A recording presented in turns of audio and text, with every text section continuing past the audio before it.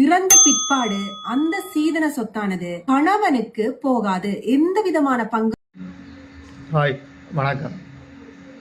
இதில் குறிப்பிட்ட விஷயம் என்னென்னு சொன்னால், திருமணத்தின் போது இந்த சீதனமாக கிடைக்க வேண்டிய சொத்து இவ்வாறான உரிமைகளை கணவன் மனைவிக்கு ஊடாக கிடைக்கப்படுதுன்னு சொல்லி உங்களுக்கு தெரியுமா? தொடர்பான ஒரு காணொலி இதில் கிடைக்கப்பட்டிருந்தது. நான் உங்களோட பகிர்ந்து கொள்ளலாம்னு நினைக்கிறேன். அதை பாருங்கள், பார்த்து பயன்பெறுங்க. அது தொடர்பான இது போன்ற மேலும் பல சட்ட காணொலிகள் கிடைக்கும் இடத்து அதை நான் உங்களோட பகிர்ந்து கொள்ளலாம்னு நினைக்கிறேன். எனவே இந்த இப்போதைக்கு இந்த சட்டம் சீதன சொத்துக்கள் தொடர்பான விவரங்களை நீங்கள் அறிந்து கொள்ளுங்கள்.